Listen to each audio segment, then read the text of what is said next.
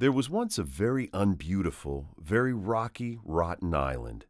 It had acres of sharp gravel and volcanoes that belched fire and smoke, spewed hot lava, and spat poison arrows and double-headed toads. The spiny, thorny, twisted plants that grew there had never a flower of any kind. There was an earthquake an hour, black tornadoes, lightning sprees with racking thunder, squalls, cyclones, and dust storms. At night, it froze. All the living things stopped moving and turned to ice. But the volcanoes kept exploding, and the lightest breeze was a hurricane. At sunrise, everything thawed out and moved again. This rotten, horrible island was set in a boiling sea, seething with serpents, sharp-clawed crabs, stingrays, electric eels of high voltage, and eerie fish with pointed teeth, barbed fins and scales, and fluorescent lights that glimmered in the bubbling deep.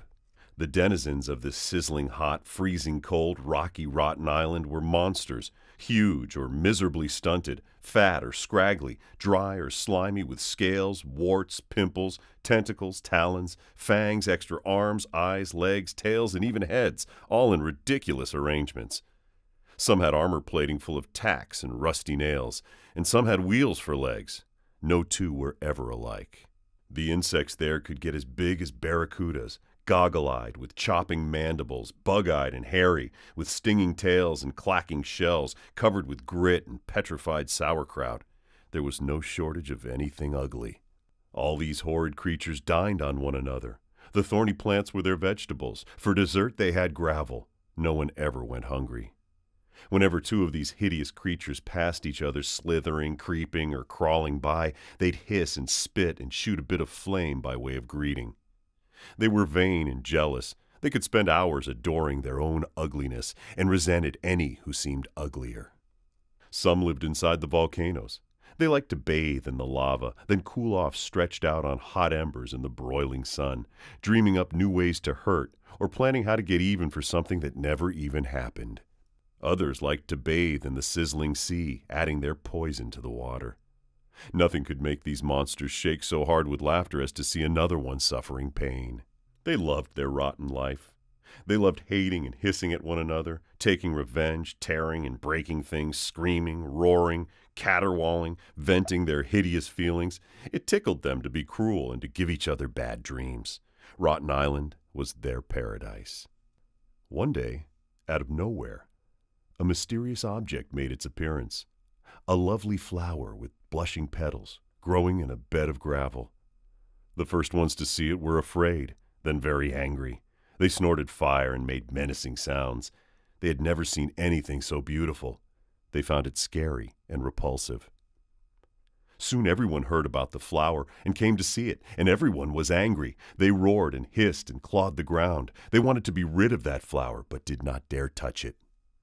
Another flower grew in another place, and then still another at the foot of a volcano. The yellow gremlin who discovered this flower, a delicate pink posy, went out of his mind. He ran raving over the rocks, howling curses until he fell off a cliff and lay in a coma for 2 days, after which he got up and ran raving again. The monsters grew more and more suspicious. They slunk about, depressed or delirious, accusing each other of planting the flowers out of spite to spoil their paradise. A hairy grappling decided to spy around at night and ferret out the culprit.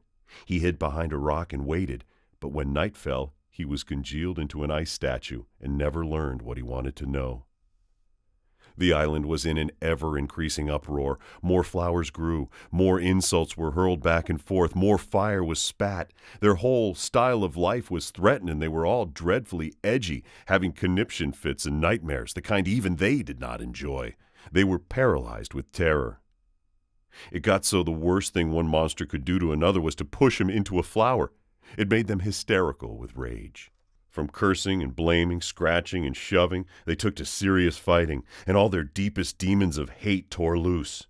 Much as they had all abominated and loathed one another before, it was nothing to how they loathed and abominated now.